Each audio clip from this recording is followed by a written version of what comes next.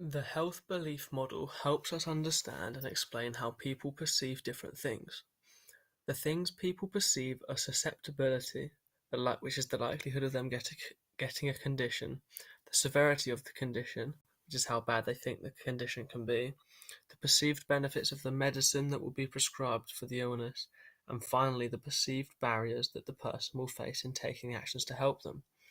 From our survey, we found that 100% of people believe they can pick up a health condition while not participating in sport, showing that people have a high perceived susceptibility towards illness.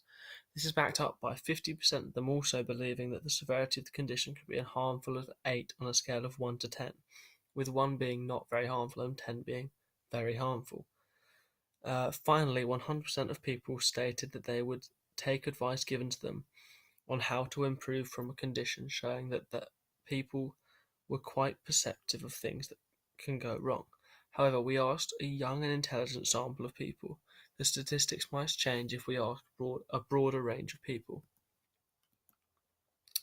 The theory of planned behavior is made up of 3 components: a person's attitude, so their personal beliefs and willingness to perform a sport; a person's social norms, so what they considered socially acceptable to them from friends and family; and finally their perceived behavioral control, which is how difficult or easy all 3 components of a person's attitude, their subjective norms, and their perceived behavioral controls are in place. They will gain the intention to change their behavior and start doing something. The theory of planned behavior suggests that all 3 of these factors have to be in place for something to occur.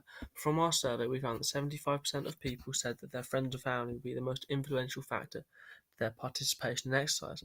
However, 50% of the survey people said they had quit within 2 weeks of trying an exercise plan or new sport. This shows us that even though one of the components, being the subjective norm, was in place, because they did not have the correct attitude or perceived behavioral control in place, their exercise plans fell through. The trans-theoretical model states that to change behavior, a person must first go through a series of changes. People move through different stages several times whilst trying to change their behavior. This occurs first through pre-contemplation, which means a person is unlikely to engage in healthy behavior. This moves to contemplation, which is where someone is getting ready to change the preparation, getting ready to change, but still acknowledge there is a lot of work to be done. They still might not take action though. The next is the preparation stage, uh, which is where the person is ready to take action in 30 days, and they're taking steps to improve their health. The fourth is action, and is where the person has started to take action but needs to maintain the action and not stop. The penultimate step is maintenance, which is changing their behavior, and they need to share their feelings and improve what they're doing as to not relapse. And finally, there is termination, which is when the person gives up because they have tried it or they have lost interest or not bothered about it anymore.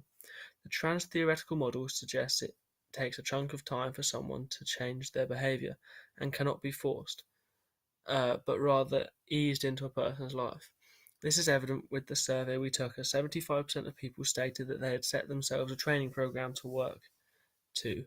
However, 66% of people who had set themselves a training program stopped due to it not working for them. This could relate to them not preparing the program properly, which leads to termination of it, which would support the model.